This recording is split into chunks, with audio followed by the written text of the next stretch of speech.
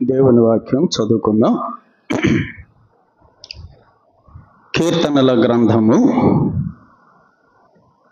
34వ కీర్తన.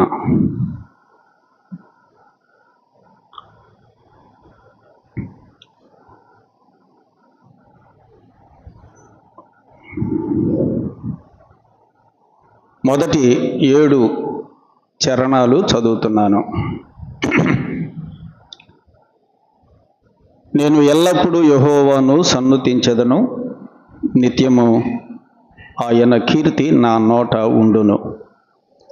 యెహోవాను బట్టి నేను అతిశయించుచున్నాను, దీనులు దానిని విని సంతోషించెదరు. నాతో కూడి యెహోవాను ఘనపరచుడి, మనము ఏకముగా కూడి ఆయన నామమును గొప్ప చేయుదము. నేను యెహోవా యొద్ద విచారణ చేయగా ఆయన నాకు ఉత్తరమిచ్చెను.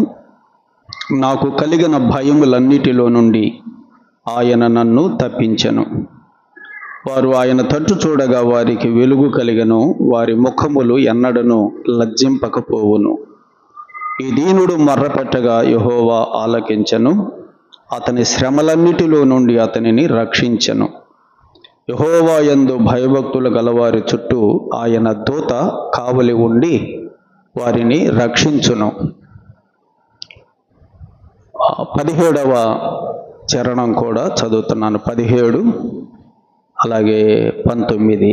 నీతిమంతులు మర్రపెట్టగా యెహోవా ఆలకించును, వారి శ్రమలన్నిటిలో నుండి వారిని విడిపించును. నీతిమంతునికి కలుగు ఆపదలు అనేకములు, వాటన్నింటిలో నుండి యెహోవా వానిని విడిపించును. దేవుడు ఈ లేఖన భాగమును దీవించి చేరువచ్చిన మనకందరికీ ఈ వాక్యము ద్వారా ఆత్మ సంబంధమైన క్షేమాభివృద్ధిని అనుగ్రహించినట్లుగా ప్రార్థన చేద్దాం. పరిశుద్ధుడు అయిన మా ప్రియ తండ్రి, నీ పాదములకు నమస్కరించి పూర్ణ హృదయముతో కృతజ్ఞతా స్తుతులు మీకు సమర్పించుకుంటున్నాం. ఇంతవరకు దేవా, మీ సన్నిధిలో నీ బిడ్డలమైన మేమందరం మా ఆరాధనకు పాత్రుడైన తండ్రి అయిన దేవుణ్ణి, మా ప్రభు అయిన యేసుక్రీస్తుని బట్టి ప్రభువా మేము ఆరాధించాం. అయ్యా, మీకు కృతజ్ఞతాస్తుతులు సమర్పించాం. మీ నామమును మీరు మహిమపరుచుకున్నారని స్తుతిస్తున్నాం. తిరుగా నీ లేఖన భాగమును మేము చదువుకున్నాం. చదివిన లేఖన భాగమును మా కొరకై దీవించండి. సహోదరి బాల విషయంలో నాయన మీరు చేసిన ఆశ్చర్యమైన కార్యమును బట్టి మీకు స్తోత్రములు చెల్లిస్తున్నాం. ప్రభువా, గత సంవత్సరంలో నాయన మరి మీ దాసురాల పట్ల మీరు కనికరం చూపించే కృప చూపించి ఆ గొప్ప ప్రమాదం నుండి, మరణకరమైన స్థితి నుండి ఎలాగూ మీరు కాపాడి భద్రపరిచారో, తిరుగా మరి తనకు ఆరోగ్యమును అనుగ్రహించి సంఘముతో కలిసి మిమ్మను ఆరాధించే ఈ ధన్యకరమైనటువంటి అనుభవాన్ని మరల ఎలాగూ మీరు కలుగు చేశారు, ఆ పూర్వపు స్థితిని మీరు ఎలాగూ ఇచ్చారు మేము జ్ఞాపకం చేసుకుని స్తుతులు చెల్లిస్తున్నాం. సోదరి కూడా నాయన మిమ్మల్ని ఎంతగానో కొనియాడుతూ కనపరుస్తూ ప్రభా మిమ్మను మీకు కృతజ్ఞతాస్తుతులు సమర్పించుచుండగా తను ఎంతగానో నాయన మరి మిమ్మల్ని ఆరాధిస్తూ ఉండగా వారితో పాటు మేము కూడా మిమ్మల్ని కనపరుస్తున్నాం. కుటుంబం కొరకు కూడా ప్రార్థన చేస్తున్నాం. వారి ప్రతి విధమైన అవసరతలను తీర్చమని అడుగుతున్నాం. భర్త రక్షణ కొరకు, బిడ్డల రక్షణ కొరకు దేవా మరి గర్భఫలాల కొరకు ప్రార్థన చేస్తున్నాం. సుఖమైన ప్రసవం కొరకు ప్రార్థన చేస్తున్నాం. అన్ని విషయాలలో మీరు కనికరం చూపించమని అడుగుతున్నాం.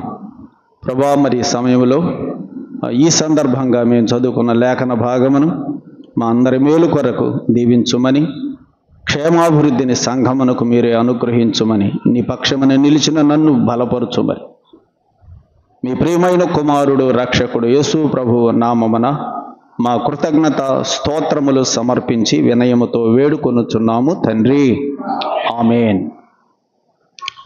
దేవునికి స్తోత్రములు చెల్లిస్తూ ఉన్నాను. మరోసారి ప్రభువునందు ప్రియులారా, మరి ఈ సమయంలో మనందరం కూడా సోదరి బాల పక్షంగా దేవుడు చేసినటువంటి ఆ గొప్ప కార్యమును మరొకసారి మనందరం కూడా తలంచుకొని ప్రభువుని స్తుతిస్తూ ఉన్నాం. మరి బాల పేరు చెబుతున్నప్పుడల్లా పక్కన శిరీష్ అక్క పేరు కూడా రావాల్సిందే. ఎందుకంటే జంటగా వారిద్దరికి జరిగినటువంటి సంభవం అది. దేవుడు ఇరువురు పట్ల కూడా కృప చూపించాడు.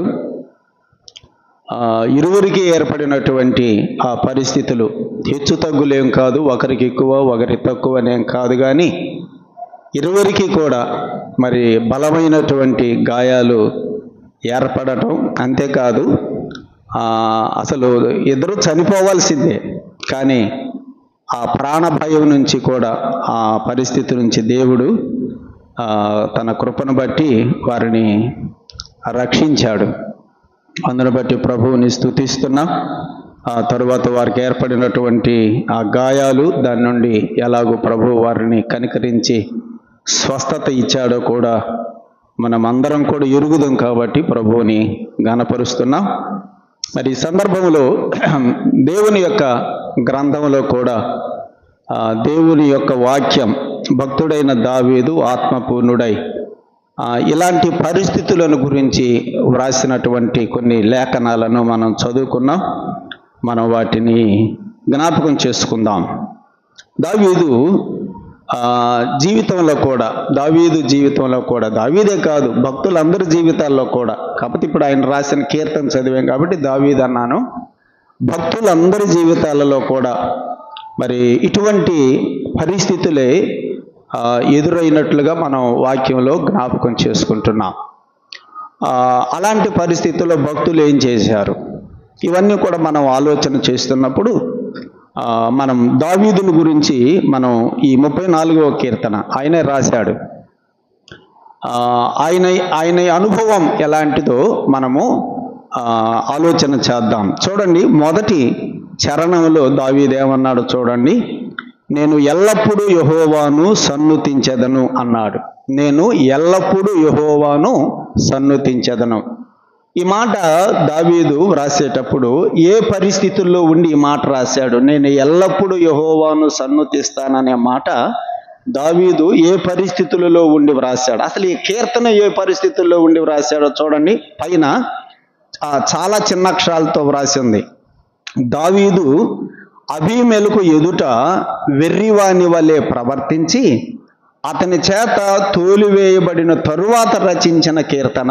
ఈ కీర్తన ఎప్పుడు రాశాడు అంటే ఎలాంటి పరిస్థితులలో రాశాడో మనం అక్కడ చదువుతున్నాం. దావీదు సౌలు ఎదుటి నుంచి పారిపోయి ఫిలిష్తీల రాజు అయినటువంటి అబీమెలెకు దగ్గరికి చేరతాడు. అబీమెలెకు దగ్గరికి చేరినప్పుడు అక్కడ ఉన్నటువంటి సేవకులు ఇతను దావీదు సౌలు దగ్గర పనిచేసినటువంటి దావీదు, ఇతడు కూడా మన ఫిలిష్తీల వాడు, గొలియాతును చంపిన వాడు, మన ఫిలిష్తీలను చంపిన వాడు అని ఆకీషుకి, అంటే అబీమెలెకైన ఆకీష్, అక్కడేమో ఆకీష్ అంటుంది, ఇక్కడ అబీమెలెకు ఉంది, ఇద్దరు ఒకటే. అబీమెలెకు అనేదేమో ఫిలిష్తీల రాజుని పిలిచేటువంటి పేరు, అబీమెలెకు అంటారు.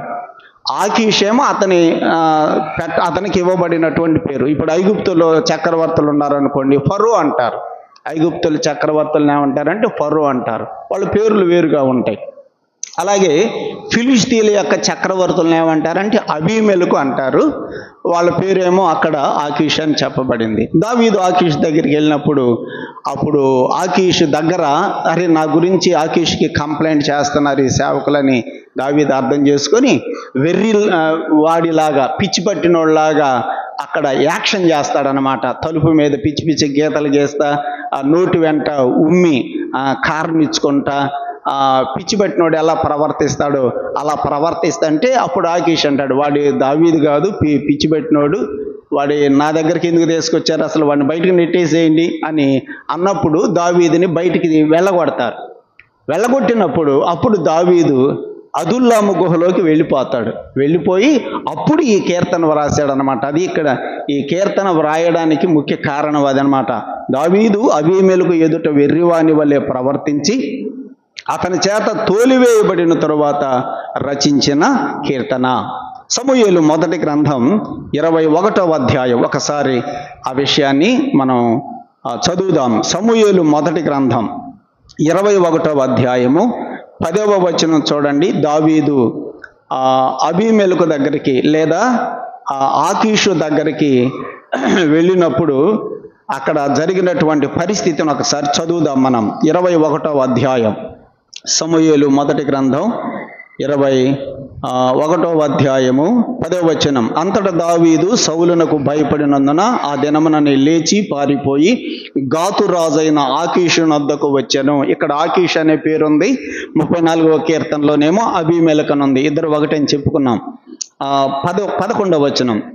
ఆకీషు సేవకులు ఈ దావీదు ఈ దేశపు రాజు కాడ, వారు నాట్యమాడుచు గాన ప్రతిగానములు చేయుచు సౌలు 1000 కొలది హతము చేసిననియు దావీదు 10,000 కొలది హతము చేసిననియు పాటలు పాడింది ఇతని గురించే కదా అని అతనిని బట్టి రాజుతో మాట్లాడగా దావీదు మాటలు తన మనసులో ఉంచుకొని గాతురాజైన ఆకీషునకు బహుగా భయపడెను. కాబట్టి దావీదు వారి ఎదుట తన చర్య మార్చుకొని వెర్రివాని వలె నటించుచు ద్వారపు తలుపుల మీద గీతలు గీయుచు ఉమ్మి తన గడ్డమ మీదకి కారణిచ్చుచూ ఉండెను. వారు అతనిని పట్టుకొని పోగా అతడు పిచ్చి చేష్టలు చేయుచూ వచ్చెను. కావున ఆకీషు రాజు, మీరు చూచితిరి కదా, వానికి పిచ్చి పట్టినది, నా యొద్దకు వీరిని ఎందుకు తీసుకుని వచ్చితిరి? పిచ్చి చేష్టలు చేయు వానితో నాకేం పని? నా సన్నిధిని పిచ్చి చేష్టలు చేయుటకు వీరిని తీసుకుని వచ్చితరా ఏమి? వీడు నా నగరిలోనికి రాతగునా అని తన సేవకులతో అనెను. అప్పుడు దావీదుని బయటకు వెళ్ళగొడతారు. ఆకీషు చెప్తాడు, వీడిని నెట్టేసేయండి అని. అప్పుడు దావీదు ఆకీషు ఎదుటి నుంచి వెళ్ళిపోయి అదుల్లాము గుహలోకి వెళతాడు. 22:1 చూడండి. దావీదు అక్కడ నుండి బయలుదేరి అదుల్లాము గుహలోనికి తప్పించుకొని పోగా, కనుక దావీదు ఆకీషు ఎదుటి నుంచి పారిపోయి తప్పించుకొని వెళ్ళిపోయి, అంటే నెట్టివేయబడిన తర్వాత అతడు వెళ్ళిపోయి అదుల్లాము గుహలోకి వెళ్తాడు. అప్పుడు ఆకీషు రాజు దగ్గర దేవుడు తనను ఏ విధంగా అయితే అక్కడ ఆకీషు రాజు చేతికి అప్పగించకుండా బయట పడనిచ్చాడో, ఇప్పుడు దావీదు ఆ సంగతిని జ్ఞాపకం చేసుకొని అదుల్లాము గుహలో ఈ కీర్తన రచించినట్లుగా మనము గమనిస్తున్నాం. ఇప్పుడు దావీదు ఆకీషు దగ్గరికి వెళ్ళినప్పుడు తన హృదయంలో భయం ఉంది. ఏ భయము? అక్కడే మనం చదివాం కదా, ఆకీషుకు భయపడ్డాడు. అరే నన్ను పట్టుకుంటాడేమో, నా మీద కంప్లైంట్ చేస్తున్నారు, మరి ఇలాంటి పరిస్థితుల్లో ఆకీషు నన్ను ఏమైనా శిక్షిస్తాడేమో. ఒకవైపేమో సౌలు తరుముతున్నాడు, ఒకవైపేమో ఇక్కడ ఆకీషు కనపడుతున్నాడు. ఇలాంటి పరిస్థితుల్లో నుంచి బయటికి వెళ్ళిపోయిన తర్వాత, అదుల్లాము గుహలోకి వెళ్ళిపోయిన తర్వాత దావీదు వాస్తవంగా ఇంకా తన మనసులో భయపడుతూ ఉండాలి. అరే నేను ఎటుపోయినా కూడా నాకు ఈ బాధలు ఎక్కువ అవుతున్నాయి, ఈ శ్రమలు ఎక్కువైపోతున్నాయి అని అతడు కంగారు పడవలసిన వాడు. కానీ ఇప్పుడు ఏమంటున్నాడు? నేను ఎల్లప్పుడూ యెహోవాను సన్నుతించెదను. ప్రియులారా, దావీదు ఉన్నటువంటి పరిస్థితులు ఎలా ఉన్నాయో మనం ఇప్పుడు జ్ఞాపకం చేసుకున్నాం. ఒకవైపేమో సౌలు తరుముతున్నాడు, ఒకవైపేమో రాజుల దగ్గర తన గురించి కంప్లైంట్లు చేస్తున్నారు. ఇప్పుడు తనకు ఆశ్రయమే లేదు, ఒక గుహలోకి వెళ్ళి తలదాచుకుంటున్నాడు. ఇలాంటి పరిస్థితుల్లో దావీదేమన్నాడు? నేను ఎల్లప్పుడూ యెహోవాను సన్నుతించెదను. చూసారా, అలాంటి క్లిష్టమైన పరిస్థితుల్లో కూడా దావీదు దేవునిని స్తుతిస్తున్నట్టుగా, నేను ఎల్లప్పుడూ అనే మాట, నాకు మేలులు జరుగుతూ ఉన్నప్పుడే కాదు, ఇలాంటి విషమ పరిస్థితులు నన్ను తరుముతూ ఉన్నా కూడా నేను ఎల్లప్పుడూ కూడా నేను యెహోవానే సన్నుతిస్తాను అని చెప్పేటువంటి మాట. ప్రియులారా, మన జీవితాలలో కూడా దావీదుకు సంభవించినట్లుగా ఇలాంటి పరిస్థితులు వస్తున్నప్పుడు మనం కూడా ప్రభువుని ఎల్లప్పుడూ స్తుతించగలమా, సన్నుతించగలమా ఆలోచన చేయండి. తెస్సలోనికీయులకు రాసిన పత్రికలో క్రొత్త నిబంధనలో కూడా పౌలు ఇలాంటి మాట రాశాడు. 5వ అధ్యాయంలో తెస్సలోనికీయులకు, ఆ సంఘానికి పౌలు 5వ అధ్యాయంలో పత్రిక రాస్తూ 5వ అధ్యాయంలో 16వ వచనంలో కూడా అంటాడు, ప్రతి విషయములో కృతజ్ఞతాస్తుతులు చెల్లించండి అంటాడు. దావీదేమన్నాడు? నేను ఎల్లప్పుడూ యెహోవాను సన్నుతిస్తా. ఎల్లప్పుడూ అనే మాటని ఇక్కడ పౌలు ఎలా రాశాడంటే ప్రతి విషయములో అని రాశాడు. నేను ఎల్లప్పుడూ కూడా, ప్రతి విషయములో కూడా యెహోవాను సన్నుతిస్తాను, కృతజ్ఞతాస్తుతులు నేను చెల్లిస్తాను. అలాగైతే నీవు నేను కూడా ఎల్లప్పుడూ అంటే ప్రతి విషయములో ప్రతి సందర్భములో దేవునిని స్తుతించేటువంటి అనుభవం, దేవునిని సన్నుతించేటువంటి అనుభవం మనం కలిగి ఉండగలుగుతున్నామా? సహజంగా మనకి అన్ని మేలులే జరిగినప్పుడు ప్రభువుని స్తుతిస్తాం. కానీ కొన్ని క్లిష్టమైన పరిస్థితులు మన జీవితాలలో సంభవించినప్పుడు ప్రభువుని మనము సన్నుతించగలమా? కానీ వాక్యం చెబుతుంది, పాత నిబంధనలో దావీదు అన్నాడు, నేను ఎల్లప్పుడూ స్తుతిస్తా అన్నాడు. క్రొత్త నిబంధనలో పౌలు కూడా వ్రాస్తున్నాడు, ప్రతి విషయములో కృతజ్ఞతలు చెప్పండి అన్నాడు. అసలు ఈ రెండు మాటలు వ్రాయబడక ముందే యోబు కదా, యోబు ఈ రెండు మాటలు దావీదు అనక ముందే పౌలు అనక ముందే యోబు ఎప్పుడో కృతజ్ఞతాస్తుతులు చెల్లించాడు దేవునికి. అలాగైతే నీవు నేను కూడా ఇలాంటి పరిస్థితులు మన జీవితాలలో కూడా ఎదురైనప్పుడు ప్రభువుని మనము స్తుతించగలమా? ప్రభువుని కొనియాడగలమా? అరే నేను యేసు ప్రభువుని నమ్ముకోబట్టి కదా నాకు ఇలాంటి పరిస్థితులు వస్తాయని కొంతమంది ప్రభువుని విడిచిపెట్టి వెళ్ళిపోయే వాళ్ళు కూడా ఉన్నారు. సోదరుడా సోదరి, దేవుని పిల్లలమైన మనం దావీదును పోలి యోబును పోలి పరిస్థితులు ఎంత విషమముగా ఉండినప్పటికీ కూడా దేవునిని స్తుతించేటువంటి అనుభవం మనము కలిగి ఉండాలి. ఇక్కడ ఈ 34వ కీర్తన ఆయన దావీదు అదుల్లాము గుహలో ఉండి వ్రాశాడు. ఆకీషు ఎదుటి నుండి తోలివేయబడిన తర్వాత వ్రాశాడు. అయితే ఈ కీర్తన ఎవరికి వ్రాశాడో మనం జ్ఞాపకం చేసుకుందాం. ఒక మాట చూడండి, 9వ చరణం. ఎవరిని ఉద్దేశించి ఈ కీర్తన వ్రాశాడో, అసలు ఎవరికి ఈ మాటలు వ్రాశాడో మనం జ్ఞాపకం చేసుకుందాం. 9వ చరణం చూడండి, యెహోవా భక్తులారా అన్నాడు. ఎవరిని ఉద్దేశించి రాస్తున్నాడు ఈ మాట? యెహోవా భక్తులారా. ఎవరు యెహోవా భక్తులు? ఎవరు? వాళ్ళెవరు? యెహోవా భక్తులు ఎవరు? మనమే కదా. యెహోవా భక్తులు అంటే మనమే. తర్వాత ఇంకొక మాట చూడండి, 11వ చరణం, పిల్లలారా అన్నాడు. ఎవరికి రాశాడు ఈ కీర్తన? యెహోవా భక్తులు. పిల్లలు అంటే ఏ పిల్లలు? యోహాను సువార్త ఒక మాట చదువుదాం, 13వ అధ్యాయం. యోహాను సువార్త 13వ అధ్యాయము 33వ వచనం చూడండి. 33వ వచనం, పిల్లలారా ఇంకా కొంతకాలము మీతో కూడా ఉందును. ఎవరు చెప్పారు ఈ మాట? యేసు ప్రభువు చెప్పాడు. ఎవరితో చెప్పాడు ఈ మాట? పిల్లలారా ఇంకా కొంతకాలం నేను మీతో కూడా ఉంటానని చెప్పాడు. ఎవరితో చెప్పాడు ఈ మాట? శిష్యులతో, అపోస్తులతో చెప్పాడు. అంటే అపోస్తులను యేసు ప్రభు ఏమని సంబోధించాడు? ఇక్కడ పిల్లలారా అన్నాడు, తన పిల్లలు. అలాగైతే ఇక్కడ దావీదు కూడా పిల్లలారా, యెహోవా భక్తులారా అన్నాడంటే దేవుని పిల్లలతో ఈ మాట చెబుతున్నాడు. దేవుని పిల్లలే యెహోవా భక్తులు. యోహాను సువార్త 21వ అధ్యాయం కూడా చూడండి. యోహాను సువార్త 21వ అధ్యాయం 5వ వచనములో యేసు శిష్యుల దగ్గరతో వెళ్ళి చెబుతున్న మాట ఇది. 4 కూడా చూడండి. సూర్యోదయం అగుచుండగా యేసు ధరణి నిలిచెను, అయితే ఆయన యేసు అని శిష్యులు గుర్తుపట్టలేదు. ఇక్కడ శిష్యులు గుర్తుపట్టలేదు. ఇప్పుడు శిష్యులతోటి యేసు ప్రభు ఏమంటున్నాడు చూడండి, 5వ వచనం, పిల్లలారా భోజనమునకు మీ యొద్ద ఏమైనా ఉన్నదా అని వారిని అడిగాను. అలాగైతే పిల్లలారా అని యేసు ప్రభు ఎవరిని ఉద్దేశించి అన్నాడు? శిష్యులను ఉద్దేశించే. అలాగైతే ఇక్కడ దావీదు కూడా పిల్లలారా అంటున్నాడంటే ఆయన పిల్లలను గురించి మాట్లాడుతున్నాడు. ఆయన పిల్లలనే యెహోవా భక్తులు అని మాట్లాడుతున్నాడు. ఇంకొక మాట చూడండి, 17వ చరణం 34వ కీర్తన 17వ చరణం, నీతిమంతులు అన్నాడు. అలాగైతే యెహోవా భక్తులన్నా, పిల్లలు అన్నా, నీతిమంతులన్నా ఈ 3 మాటలు యేసు ప్రభువుని విశ్వసించినటువంటి మనకు చెందిన మాటలే.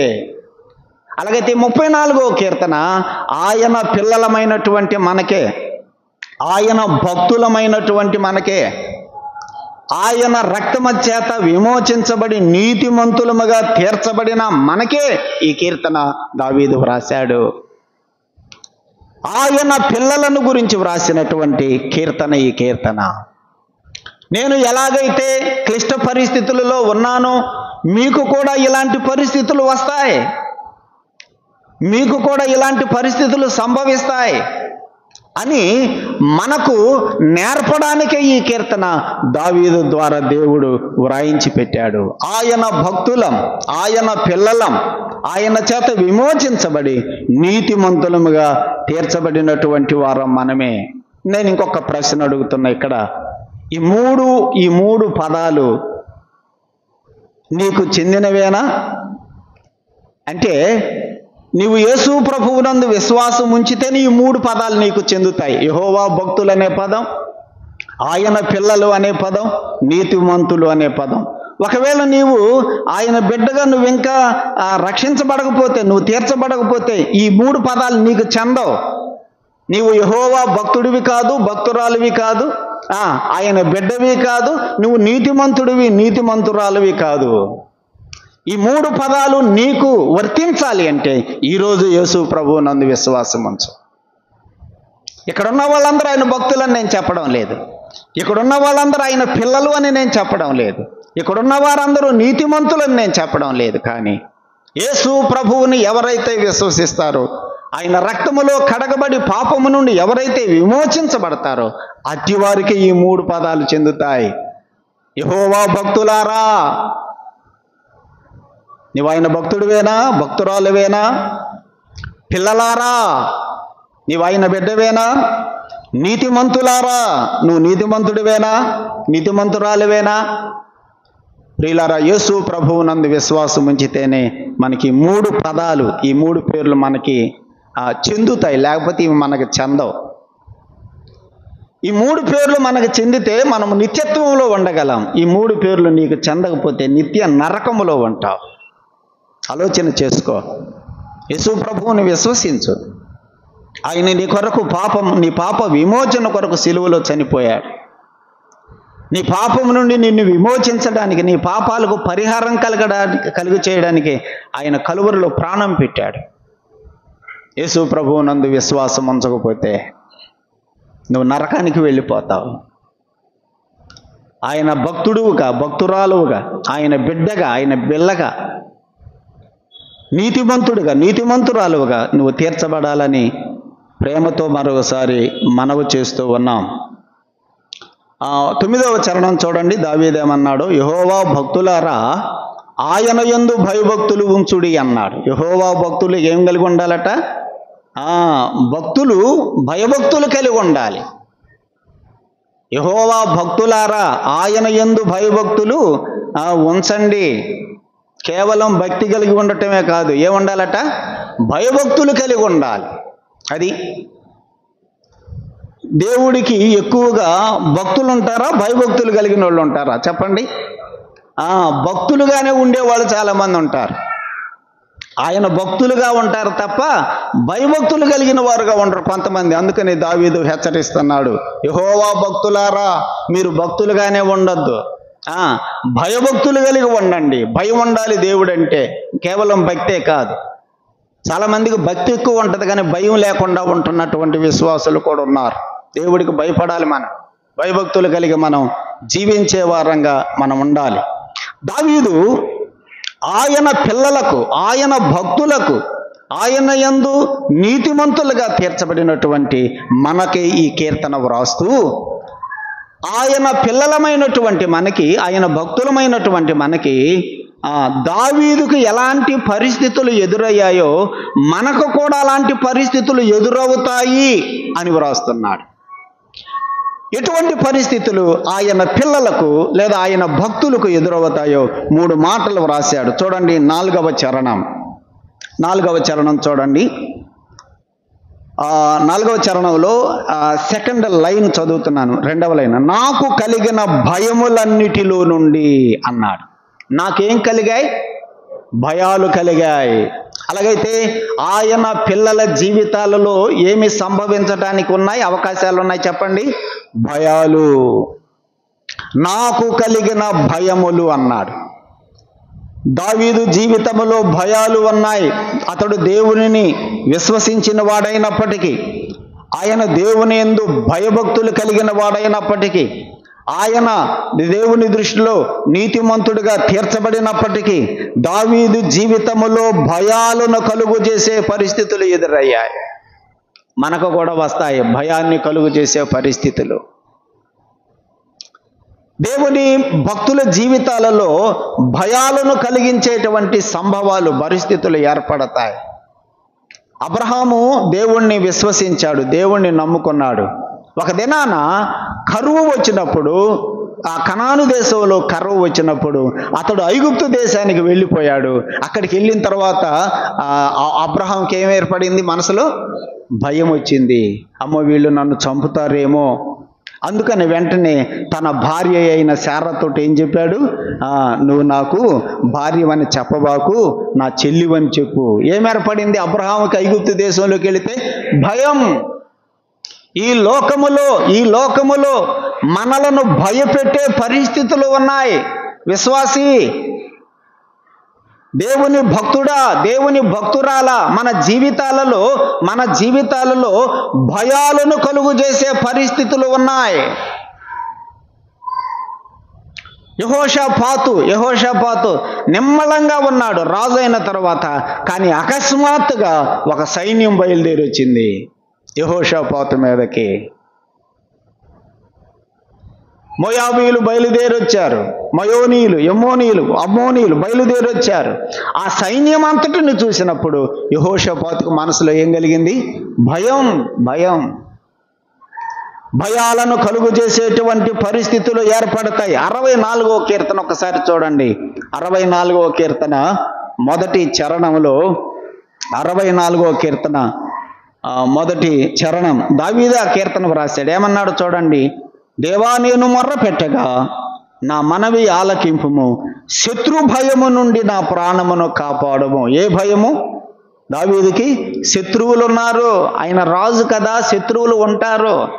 శత్రువుల భయం. 55వ కీర్తన కూడా ఒక్కసారి చూడండి. 55వ కీర్తన 4వ చరణం అది కూడా దావీదే వ్రాశాడు. ఏమన్నాడు చూడండి అక్కడ. నా గుండె నాలో వేదన పడుచున్నది, మరణ భయము నాలో పుట్టుచున్నది. ఏ భయం అన్నాడు? మరణ భయం. దేవుని బిడ్డలారా, మన జీవితాలలో కూడా భయాలను కలుగు చేసే పరిస్థితులు వస్తాయి.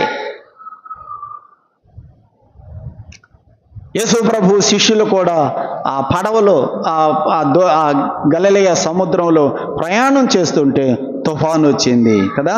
తుఫాను వచ్చింది. శిష్యులు ఏం చేశారు? ఆ సమయంలో భయపడ్డారు. భయం. పేతురు గాలిని చూచి భయపడి మునిగిపోసాగాను. భయం. దేవుని బిడ్డల జీవితాలలో భయాలు. అమ్మా, నీవు కూడా ఏ పరిస్థితిని బట్టి అయినా భయపడుతున్నావా? వస్తాయి, రాకుండా ఉండవు. దావీదు అందుకని ఈ కీర్తన వ్రాశాడు. నాకు కలిగిన భయములు అన్నాడు దావీదు. ఆయన పిల్లలమైనటువంటి మన జీవితాలలో కూడా కొన్నిసార్లు భయపడే పరిస్థితులు వస్తాయి. ఉద్యోగాలు చేస్తున్నా కూడా, ఆఫీసులో కూడా కొన్నిసార్లు మనల్ని భయపెట్టే పరిస్థితులు వస్తాయి. వ్యాపారం చేస్తున్నావా? నీ వ్యాపార పరిస్థితుల్లో కూడా నిన్ను భయపెట్టే పరిస్థితులు వస్తాయి. దేవుని వాక్యం తెలియజేస్తున్న సత్యం అదే. యెహోవా భక్తులారా అన్నాడు, పిల్లలారా అన్నాడు, నీతిమంతులారా అన్నాడు. అయితే వీరికి ఏ పరిస్థితులు వస్తాయని చెప్పాడు? భయం. నాకు కలిగిన భయాలు అన్నాడు. మరణ భయము ఉన్నది, నాకు శత్రువుల భయము ఉన్నది. నీకే భయం ఉన్నదో? భయపడుతున్నావా? అయితే నువ్వు కంగారు పడద్దు, వస్తాయని దావీదే చెబుతున్నాడు. ఇంకొక మాట చూడండి. 6వ చరణం చూడండి. అక్కడేమన్నాడు? ఈ దీనుడు మొర్ర పెట్టగా యెహోవా ఆలకించెను, అతని శ్రమలన్నిటిలో నుండి. ఏమన్నాయి చెప్పండి? దేవుని పిల్లలకి శ్రమలు, భయాలు ఉన్నాయి, శ్రమలు ఉన్నాయి. 17వ చరణంలో కూడా మాట చెప్పాడు. నీతిమంతులు మొర్ర పెట్టగా యెహోవా ఆలకించును, వారి శ్రమలన్నిటిలో నుండి వారిని విడిపించును. శ్రమలు అనే మాట. శ్రమలున్నాయి. దేవుని పిల్లలకు ఆ భయాలు ఉన్నాయి, దేవుని పిల్లలకు శ్రమలు ఉన్నాయి. చాలామంది అనుకుంటారు, యేసు ప్రభువుని నమ్ముకున్నారు మీరు, ఏంది ఇవన్నీ మీకు, మీకంటే మేమే చూడ ఎంత హాయిగా ఉన్నామా అంటారు కదా. కానీ వాళ్ళకి వాక్యం తెలియదు. యేసు ప్రభువుని నమ్ముకున్న వాళ్ళకి భయాలు ఉంటాయి. భయాలంటే భయాన్ని కలుగు చేసే పరిస్థితులు వస్తాయి వాళ్ళ జీవితంలో. అంతేకాదు యేసు ప్రభువు నమ్ముకున్న బిడ్డలకి ఏమున్నాయి? శ్రమలు కూడా ఉన్నాయి. శ్రమలు కూడా ఉన్నాయి. యేసు ప్రభువే చెప్పాడు కదా, యోహాను సువార్త 16వ అధ్యాయంలో, లోకములో మీకు శ్రమ కలుగును అన్నాడు. శ్రమలు ఉన్నాయి మనకి. అమ్మా, నీకు కూడా ఏమైనా శ్రమ ఉందా? ఏ విషయంలోనైనా కష్టపడుతున్నావా? దేవుని పిల్లలకు శ్రమలు వస్తాయి, తప్పకుండా వస్తాయి. నిరాశ పడొద్దు. దావీదు అందుకని ఈ కీర్తనలో ఆయన భక్తులకి, ఆయన పిల్లలకి ఏమి సంభవించగలవో తన జీవితాన్ని చూపిస్తూ దావీదు ఇక్కడ ఈ కీర్తన వ్రాస్తున్నాడు. నాకు కలిగిన భయాలు అన్నాడు, నాకు శ్రమలు సంభవించాయి అని చెబుతున్నాడు దావీదు. ఇంకొక మాట కూడా ఏమన్నాడు చూడండి, 19వ చరణం, నీతిమంతునికి కలుగు ఆపదలు అన్నాడు. నీతిమంతునికి కలుగు ఆపదలు. ఏమన్నాయి దేవుని పిల్లలకి చెప్పండి? ఆపదలు. భయాలున్నాయి, శ్రమలున్నాయి, ఆపదలు ఉన్నాయి. అయినా కూడా ఈ మొదటి చరణంలో ఏమన్నాడు? నేను ఎల్లప్పుడూ యెహోవాను సన్నుతిస్తా. ఈ అనుభవములోకి దేవుని పిల్లలు రావాలి. అందుకని 34వ కీర్తనలో దావీదు ఈ కీర్తన, అందుకని దేవుడు అతనిని ప్రేరేపించి కీర్తన రాయించి పెట్టాడు. మన జీవితాలలో కూడా భయాలు, శ్రమలు మనల్ని కృంగదీస్తాయి. శ్రమలు మనల్ని మానసికంగా కృంగదీస్తాయి. చూడండి 38వ కీర్తనలో దావీదు ఏమన్నాడు? 6వ చరణం, 38వ కీర్తన 6వ చరణములో దావీదు ఏమన్నాడు చూడండి, నేను శ్రమ చేత మిక్కిలి కృంగి ఉన్నాను. నేను శ్రమ చేత మిక్కిలి కృంగి ఉన్నాను. శ్రమలను మనల్ని కృంగదీస్తాయి. 107వ కీర్తన 26వ చరణం చదువుదాం. 107వ కీర్తన 26వ చరణం చూడండి. 107వ కీర్తన 26. వారు ఆకాశము వరకు ఎక్కుచు అగాధమునకు దిగుచూ ఉండిరి, శ్రమ చేత వారి ప్రాణము కరిగిపోయెను. చూసారా, శ్రమలు మనల్ని ఏ స్థితికి తీసుకుని వెళ్ళిపోతాయంటే మన ప్రాణము కరిగిపోయే పరిస్థితి, మన ప్రాణము కృంగిపోయే పరిస్థితి వస్తాయి. ఇలాంటి పరిస్థితులు వస్తాయి. శ్రమలు సంభవిస్తాయి, భయాలు సంభవిస్తాయి, మన ప్రాణమును కృంగదీస్తాయి, మన ప్రాణమును కరిగించి వేస్తాయి. మన సోదరుల జీవితాలలో కదా మరి ఇవి సంభవించే. వాళ్ళంతగా వాళ్ళు కృంగిపోయారో దాదాపు సంవత్సరం పాటు, చాలా నెలలు పాపం ఇద్దరు ఆసుపత్రులకి తిరిగి వారి ప్రాణము విసిగిపోయింది. ఒక మాట చెప్పాలంటే వారి ప్రాణం విసిగిపోయింది. ఎన్ని హాస్పిటల్స్ తిరిగారో, ఎంత ఖర్చో. శ్రమ చేత దావీదు కూడా అదే మాట అన్నాడు, శ్రమ చేత నా ప్రాణము కృంగిపోయింది, నా ప్రాణము కరిగిపోయింది. ఇలాంటి పరిస్థితులు ఎవరికి వస్తాయి? నమ్మనోళ్ళకా నమ్మినోళ్ళకా? మనకే, నమ్మినోళ్ళు మనకే వస్తాయి. ఆపదలు వస్తాయి. ఎన్ని ఆపదలు అన్నాడు అక్కడ చూడండి. ఆ పదం వాడాడు, నీతిమంతునికి కలుగు ఆపదలు అనేకములు. ఇక ఈ మాట చెప్పుకోండి, భయాలు ఎన్ని వస్తాయి? అనేక పరిస్థితులు భయాలను కలుగు చేసే పరిస్థితులు. శ్రమలు ఎన్ని వస్తాయి? అనేకములు. ఆపదలు ఎన్ని వస్తాయి? అనేకముగా వస్తాయి. సోదరుడా, సోదరి, ఆయన పిల్లలమైనటువంటి మనకు ఈ 3 పరిస్థితులను గురించి దావీదు కీర్తనలు వ్రాశాడు. భయాలను కలుగు చేసే పరిస్థితులు, శ్రమలను కలుగు చేసే పరిస్థితులు, ఆపదలను కలుగు చేసే పరిస్థితులు. పౌలు కూడా ఒక మాట రాశాడు, కొరింథీయులకు రాసిన 2వ పత్రిక 11వ అధ్యాయం కొరింథీయులకు పౌలు రాసిన 2వ పత్రిక 11వ అధ్యాయం. ఆయన కూడా ఎన్ని ఆపదలు వచ్చాయో రాశాడు. చూడండి 26వ వచనం. 11వ అధ్యాయం కొరింథీయులకు రాసిన 2వ పత్రిక 11వ అధ్యాయం 26వ వచనం. అనేక పర్యాయములు ప్రయాణములలోను నదుల వలనైన ఆపదలలోను పౌలు కూడా ఏమొచ్చినాయి చెప్పండి? ఆపదలు వచ్చినాయి. దొంగల వలనైన ఆపదలలోను, దొంగల వలన ఆపదలు వచ్చినాయి అంట. ప్రయాణాలలో ఆపదలు వచ్చినాయి. ఆయన ఆ నదులలో ప్రయాణం చేశాడు, ఆపదలు వచ్చినాయి. ఇంకేమన్నాడు? నా స్వంత జనుల వలనైన ఆపదలలోను, అన్యజనుల వలనైన ఆపదలలోను, పట్టణములో ఆపదలు, అరణ్యములో ఆపదలు, సముద్రములో ఆపదలు, కపట సహోదరుల వలన ఆపదలు, ఆపదలు, ఆపదలు. ఎన్ని ఆపదలు పౌలు జీవితంలో వచ్చినాయో చూడండి. ఆపదలు వస్తున్నాయి. దేవుని పిల్లలకు ఆపదలు వస్తున్నాయి. వారు విజ్ఞాపనకు వస్తూ ఉండగా, ఆ సోదరులిద్దరు విజ్ఞాపన కూడికి వస్తూ ఉండగా ఏ ఆపద వచ్చింది? బస్సు ప్రమాదం. బస్సు రూపములో ఆపద. పౌలుకి ఎన్ని ఆపదలు వచ్చినాయి చూసారా? సముద్రాలలో ఆపదలు, నదులలో ఆపదలు, అరణ్యములో ఆపదలు, సొంత జనుల వలన ఆపదలు, అన్యజనుల వలన ఆపదలు, ఆపదలు, ఆపదలు. దేవుని పిల్లలమైనటువంటి మనకు ఆపదలు వస్తాయి, శ్రమలు వస్తాయి, భయాలు వస్తాయి.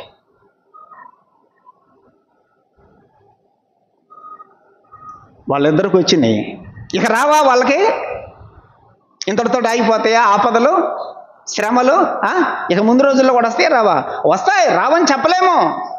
నీకు నాకు వస్తాయి.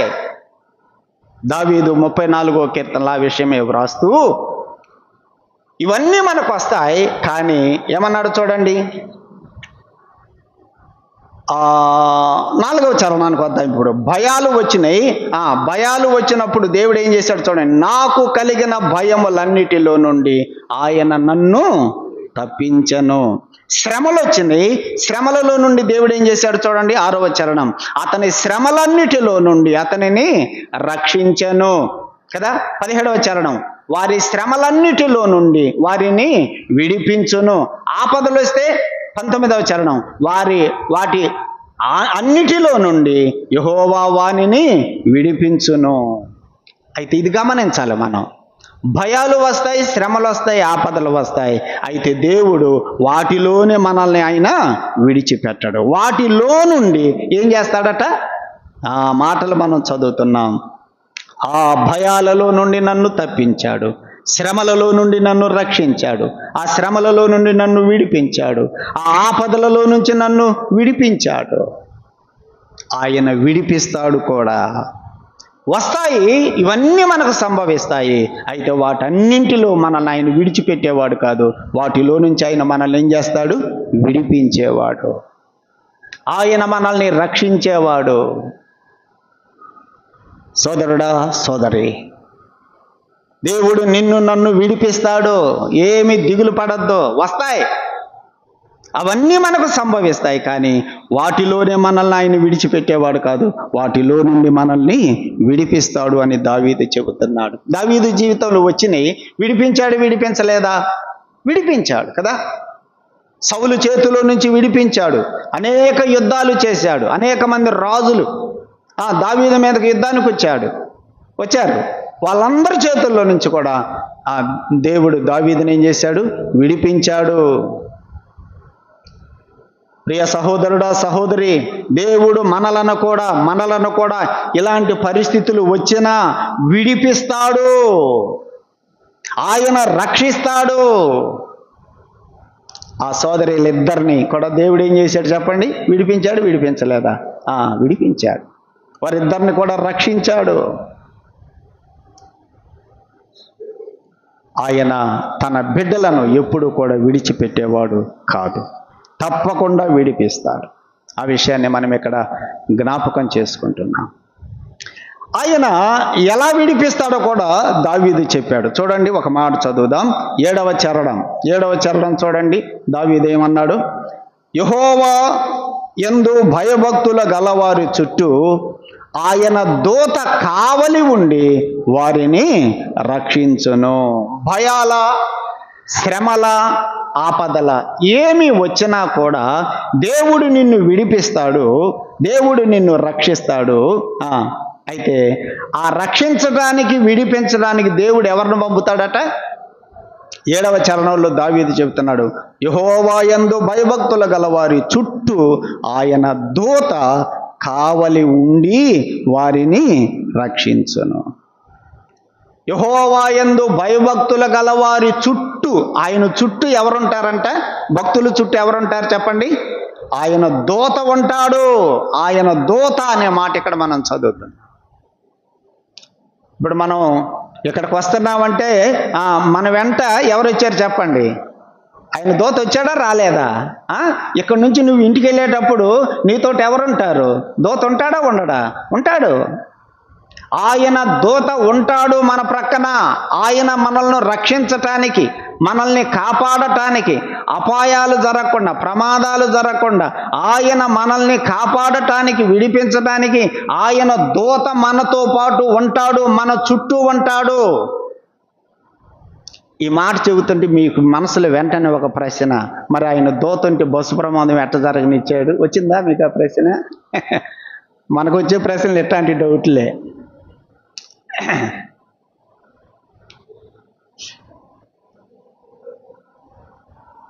ఆయన దూత ఉన్నాడు కాబట్టే బస్సు టైర్ అక్క మీదకి ఎక్కలేదు, బాలా మీదకి ఎక్కల. మీరు అది ఆలోచన చేయం. మనం ఆలోచన చేసేది ఏంటంటే ఆ కాలు ఎట్టబోయింది పాపం, లోపల ఎముకలు ఎట్ట దెబ్బతిన్నాయి, పాపం కిడ్నీ కూడా పోయింది, దేవుడు ఇది కాపాడలేదని మనం ఆలోచిస్తాం కానీ కదా, వారి ప్రాణమును కాపాడాడు. అది ఎందుకు జరిగిందో అక్కడికి వెళ్ళిన తర్వాత దేవుడు చెబుతాడు. నీ కాలు ఎందుకు బాగొట్టాను, నీ ఎముకలు ఎందుకు ఇరిగిపోయినాయి, నీ కిడ్నీ ఎందుకు పోయింది అనేది ఎక్కడికి వెళ్ళిన తర్వాత దేవుడు చెబుతాడు. వాళ్ళకి చెబుతాడు, మనకు అవసరం వాళ్ళకా ఆ విషయం. ఒక మాట యోహాను సువార్త చూడండి, 13వ అధ్యాయం. యోహాను సువార్త 13వ అధ్యాయం.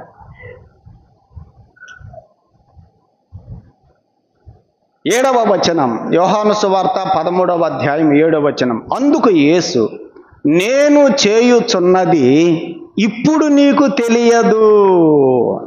ఇప్పుడు తెలియదు. ఎందుకు చేశాడో, ఆ పరిస్థితి దేవుడు ఎందుకు అనుమతించాడో. దూత ఉన్నాడు కాబట్టే నేను చెబుతున్నాను, వాక్యమును బట్టి నేను చెబుతున్నాను. మరి మీరేమైనా అనుకోండి. నేను చెప్పేది ఏంటంటే, దూత ఉన్నాడు కాబట్టే ప్రాణము పోకుండా దేవుడు ఏం చేశాడు? కాపాడాడు. మరి కాలు గాయం ఎందుకు అయ్యింది? మరి అక్కకు ఆ లోపల పరిస్థితి, పైకి ఏం గాయాలు కాలేదు కానీ లోపల దెబ్బలు తిన్నాయి. ఎందుకు? ఇప్పుడు యోహాను 13:7 చూడాలి. ఏమన్నాడు ఆయన? చేసింది ఎవరు? అది అనుమతించింది ఎవరు? ఆ పరిస్థితిని దేవుడే అనుమతించాడు. కానీ ఇక్కడ ఏమంటున్నాడంటే, నేను చేయుచున్నది ఇప్పుడు నీకు తెలియదు కానీ ఇక మీదట తెలుసుకుంటావు. ఇక మీదట తెలుసుకుంటావు. నీకు తెలియచేస్తా ఎందుకు చేశానో ఈ పరిస్థితి. ఇప్పుడు తెలియదులే మనకి. కొన్నిసార్లు మనకి ప్రమాదాలు దేవుడు అనుమతిస్తాడు, గాయాలు అనుమతిస్తాడు, దెబ్బలు అనుమతిస్తాడు. తన దూతతో చెబుతాడు, వద్దొద్దొద్దో దాగు, ఆ గాయం తగలని. అర్థమైందా? దూత ఉంటాడు ప్రక్కనే, దూత ప్రక్కనే ఉంటాడు. ఆయన పిల్లల చుట్టూ ఆయన దూత ఉండేది నిజం. అయినా కూడా దెబ్బలు ఎందుకు తగులుతున్నాయి, గాయాలు ఎందుకు తగులుతున్నాయి? మనం బండి మీద పోతుంటే బండి పడిపోతాం, దెబ్బలు తగులుతాయి, బండి దెబ్బ తగులుతుంది. మరి దూత ఉంటే ఎందుకు రక్షించలేదు? దేవుడు చెప్పాడు తగలని అన్నాడు, అంతే. ఎందుకో తర్వాత చెబుతాడు నీకు. అర్థమైందా? దూత ఉండేది మాత్రం ఖాయం. కొన్నిసార్లు మనకి ఏ గాయం తగలకుండా కాపాడుతున్నాడా లేదా? దేవుడు అనుమతించాడు, కాపాడాను అన్నాడు, కాపాడాడు. తగలని అన్నాడు, తగలనిచ్చాడు.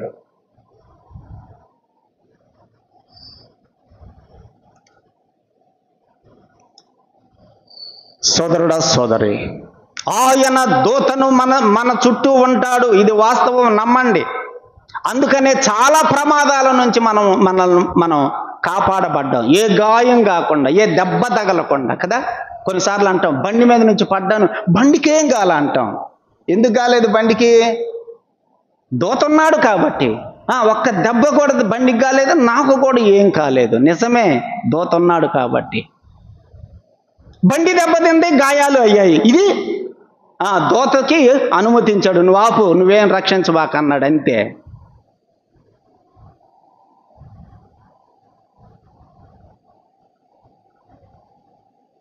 దానియేలుని సింహాల గుహలో వేశాడు కదా, నేరం మోపారు, సింహాల గుహలో వేశాడు. వేస్తే సింహాలు వచ్చి దానియేలుని తినేసాయా? తినలా. ఏం చేశాడు దేవుడు? దానియేలు చెప్పిన మాట గుర్తొచ్చిందా? ఈ సందర్భంలో చెప్పచ్చు, ఆయన తన దూతను పంపి సింహముల నోళ్ళు మూయించెను. ఎవరిని పంపించాడు? దానియేలు చుట్టూ ఎవరున్నారు? దూత ఉన్నాడు. దూత ఉండి ఏం చేశాడు? సింహాల నోళ్లను మూయించాడు. షద్రకు మేషక అబేద్నెగోలను అగ్నిగుండములో వేశాడు నెబుకద్నెజరు. ఎవరున్నారు వాళ్ళ చుట్టూ? దూత ఉన్నాడు. దూత ఉన్నాడు కాబట్టి అగ్నిగుండములో వారు కాలిపోలేదు. పేతురుని చెరసాలలో వేశారు. అపోస్తుల కార్యముల గ్రంథంలో పేతురుని చెరసాలలో వేస్తే దేవుని దూత వారిని చెరసాలలో నుంచి బయటకు తీసుకొచ్చి, మీరు వెళ్ళి దేవాలయంలో ఈ మాటలు చెప్పండి అని పంపించాడు. పేతురుని చెరసాలలో కాపాడింది ఎవరు? దేవుని దూత. రెండవసారి కూడా 12వ అధ్యాయంలో కూడా పేతురుని చెరసాలలో వేస్తే సంఘం అంతా ఏం చేశారు? 2 సార్లు దేవుని దూత పేతురు దగ్గరికి వచ్చాడు. అపోస్తుల కార్యముల గ్రంథం ఒక్కసారి ఒక మాట చదువుదాం చూడండి. అపోస్తుల కార్యముల గ్రంథంలో 3వ అధ్యాయములో ఒకసారి పేతురుని చెరసాలలో వేస్తే దూత వచ్చాడు.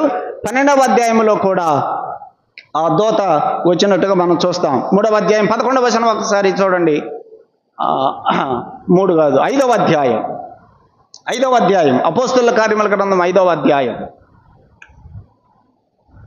17వ వచనం చూడండి. ప్రధాన యాజకుడు అతనితో కూడా ఉన్నవారందరూ అనగా సద్దూకయ్యులు తెగవారు లేచి మత్సరముతో నిండుకొని అపోస్తులను బలత్కారముగా పట్టుకొని పట్టణపు చెరసాలలో ఉంచిరి. అయితే ప్రభువు దూత రాత్రివేళ చెరసాల తలుపులు తీసి వారిని వెలుపలకు తీసుకొని వచ్చి, మీరు వెళ్ళి దేవాలయంలో నిలబడి జీవమును గురించి చెప్పండి అని చెప్పాడు. ఇక్కడ 5వ అధ్యాయంలో ఒకసారి దేవుని దూత వచ్చి పేతురుని చెరసాల నుంచి బయటకు తెచ్చాడు. మళ్ళీ 12వ అధ్యాయం మనకు తెలుసు కదా, ఒకసారి 12వ అధ్యాయానికి రండి. అక్కడ కూడా పేతురుని చెరసాలలో వేస్తే సంఘమంతా ప్రార్థన చేస్తే, ఇది మనం చాలాసార్లు జ్ఞాపకం చేసుకునే సంగతి, పేతురుని ఎవరు బయటకు తీసుకొచ్చారు చెరసాలలో నుంచి? దేవుని దూత అనే మాట మనం అక్కడ చదువుతున్నాం. ఇప్పుడు 12వ అధ్యాయం అదే అధ్యాయంలో 2వ వచనం ఒకసారి చూడండి. 2వ వచనం, యోహాను సహోదరుడైన యాకోబును ఖడ్గముతో చంపించెను. మరి ఇక్కడ దేవుని దూత ఎందుకు కాపాడలేదు? ఒకే అధ్యాయంలో పేతురునేమో దేవుని దూత బయట తీసుకొచ్చాడు. అదే అధ్యాయం 2వ వచనములో యాకోబుని ఏం చేశాడు? ఖడ్గముతోటి చంపించేటప్పుడు అక్కడ యెహోవా దూత లేడా? దేవుడికి తెలియదా? ప్రియులారా, కొన్నిసార్లు దేవుడు అనుమతిస్తాడంతే. ఆ దూతతో చెప్పాడు, వద్దొద్దు దాపేసే, చంపని అన్నాడు. స్టెఫనును రాళ్లతో కొడుతుంటే దూతలు లేరా? దేవుడు తన దూతలను పంపాడా? ఉన్నారు. వద్దొద్దు చంపనేయండి. దేవుని అనుమతి అంతే. స్టెఫను విషయంలో, యాకోబు విషయంలో దేవుడు అనుమతి ఇచ్చాడు చంపటానికి. కానీ కొందరి జీవితంలో దేవుడు అనుమతించి తన దూతలను పంపి ఏం చేశాడు? కాపాడాడు. ఇప్పుడు నేను ఒక ప్రశ్న అడుగుతున్నాను. శిరీషక్క విషయంలో, బాల విషయంలో దేవుడు ఎంతవరకు అనుమతి ఇచ్చాడు చెప్పండి? ప్రాణము తీయనిచ్చాడా? ప్రాణమును ఉంచి గాయపరచడానికి దేవుడు అనుమతించాడా? నేను చెబుతున్నాను వాక్యమును బట్టి, ప్రాణమును తీయటానికి దేవుడు అనుమతించలేదు, గాయపరచడానికి మాత్రమే దేవుడు అనుమతించాడంతే. అది కూడా ఎందుకయ్యా అని మనకు ప్రశ్న వస్తుంది కదా. అది కూడా లేకపోతే బాగుంటుంది, నిజమే. కానీ నేను ఇప్పుడు చేసినది ఇప్పుడు మీకేమీ అర్థం కాదు, తర్వాత తెలియచేస్తా. రాజులు మొదటి గ్రంథం చూడండి, రాజుల మొదటి గ్రంథం.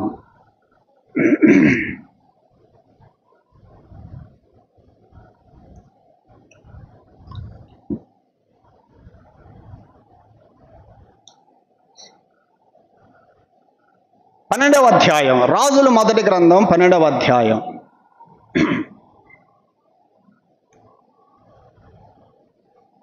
ఇరవై 21వ వచనం. రెహబాము యెరూషలేమునకు వచ్చిన తరువాత ఇశ్రాయేలు వారితో యుద్ధము చేసి రాజ్యము సొలొమోను కుమారుడైన రెహబాము అను తనకు మరలా వచ్చినట్లు చేయుటకై యూదావారిలో నుండి బెన్యామీను గోత్రంలో నుండి యుద్ధ ప్రవీణులైన 180,000 మందిని పోగు చేసుకుని అంతటా దేవుని వాక్కు దైవజనుడైన షమయాకు ప్రత్యక్షమై ఎలాగూ సెలవిచ్చును, నీవు సొలొమోను కుమారుడును యోధారాజునైన రెహబాముతోను యోధావారితోను బెన్యామీనులతోను శేషించిన వారందరితో ఇలా చెప్పుము. ఏమన్నాడు? యెహోవా సెలవిచ్చినది ఏమనగా, జరిగినది నా వలననే జరిగెను. ఎవరి వలన జరిగింది? దేవుడు అన్నాడు, జరిగినది నా వలననే జరిగింది.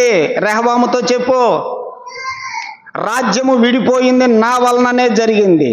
ఈ రెహబాము ఏమనుకుంటున్నాడు?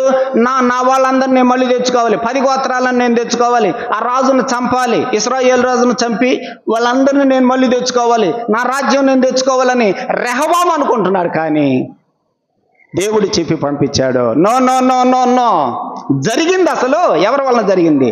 నా వలననే జరిగింది. ఆ సంగతి రెహబాముకు తెలియదు. జరిగిన గాయాలు ఎవరి వలన జరిగాయి? దేవుని వలననే జరిగాయి. జరిగినది నా వలననే జరిగింది. నేనే అనుమతి ఇచ్చా. ప్రాణము పోకుండా వారి ప్రాణమును నేనే రక్షించి, ఆపదలా వస్తాయి, ప్రమాదాలా వస్తాయి, భయాలా వస్తాయి, శ్రమలా వస్తాయి, వాటన్నిటిలో నుంచి విడిపించేవాడు ఆయన. అయినప్పటికీ కొన్నిసార్లు గాయాలు తగులుతున్నాయి కదా, దెబ్బలు తగులుతున్నాయి కదా. అవును, దేవుడు అనుమతించాడంతే. ఎందుకు ఇలా జరిగింది? జరిగినది నా వలనే జరిగిందని దేవుడు కూడా అంటున్నాడు. ఇది ఎందుకు జరిగిందో ఇప్పుడు మీకు తెలియదు, తర్వాత నేను తెలియచేస్తా. సోదరుడా, సోదరి, నేను ఇప్పటి వరకు 34వ కీర్తనని ఆధారం చేసుకుని కొన్ని మాటలు మీకు జ్ఞాపకం చేశాను. దేవుని పిల్లలమైనటువంటి మనకి భయాలు, ఆపదలు, శ్రమలు తప్పకుండా వస్తాయి. వచ్చినప్పుడు వాటిలో మనము ప్రభువుని స్తుతించాలి. మూడవది, వచ్చినప్పుడు వాటన్నింటిలో నుండి దేవుడు మనల్ని ఏం చేస్తాడు? తప్పకుండా విడిపిస్తాడు. ఆయన విడిపిస్తాడు. ఎలా విడిపిస్తాడు? ఆయన తన దూతను పంపి మనల్ని విడిపిస్తాడు, కాపాడుతాడు, రక్షిస్తాడు. ఇది దేవుని వలననే ఆయన పిల్లలమైనటువంటి మన జీవితాలలో జరుగుతున్నాయి. అయితే కొన్నిసార్లు మరి పరిస్థితులు, ఇబ్బందులు వస్తున్నాయి కదా, ఆయన అనుమతిస్తేనే వస్తున్నాయి అంతే. ఆయన అనుమతించకపోతే రావనే విషయాన్ని మనం గుర్తుపెట్టుకోవాలి. ఇలాంటి పరిస్థితులలో ఆయన పిల్లలమైన మనం ఏం చేయాలి? 3 మాటలు జ్ఞాపకం చేసుకుందాం. చూడండి, 4వ చరణం. నేను యెహోవా యొద్ద విచారణ చేయగా. 3 మాటలు నేను చెప్తున్నా. భయాలు వచ్చినా, శ్రమలు వచ్చినా, ఆపదలు వచ్చినా దేవుని బిడ్డగా నువ్వేం చేయాలి? ఏం చేయాలి చెప్పండి? యెహోవా యొద్ద నువ్వు వెళ్ళి నీ భయాలను గురించి, నీ శ్రమలను గురించి, నీ ఆపదలను గురించి నువ్వేం చేయాలి? దేవుడి దగ్గర విచారణ చెయ్యి. విచారణ చేయమన్నాడా? విచారించమన్నాడా? మనం కూర్చొని విచారించటం కాదు, మంచం మీద పండుకొని విచారించటం కాదు, ఆయన పాదముల మీద పడి విచారణ చేయాలి. అది యెహోవా యొద్ద విచారణ అంటే ఏంది? విచారణకి ప్రార్థనకి వ్యత్యాసం ఉంది, కొంచెం తేడా ఉంది. విచారణ అంటే ఏందో దావీదు దగ్గరే మనం నేర్చుకోగలం. ఒకసారి సమూయేలు మొదటి గ్రంథం చూడండి. సమూయేలు మొదటి గ్రంథం. విచారణ అంటే అర్థం మనకి 23వ అధ్యాయం చూడండి. 23వ అధ్యాయం, సమూయేలు మొదటి గ్రంథం 23వ అధ్యాయం, మొదటి వచనం.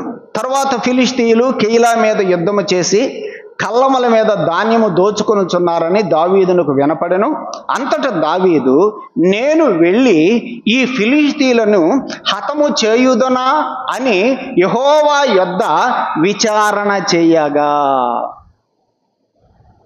కెయిలా మీద ఫిలిష్తీయులు వచ్చి యుద్ధం చేస్తున్నారు, వాళ్ళ ధాన్యాన్ని దోచుకుంటున్నారు. ఇది దావీదుకు వినపడినప్పుడు ఇప్పుడు దావీదు ఏం చేశాడు?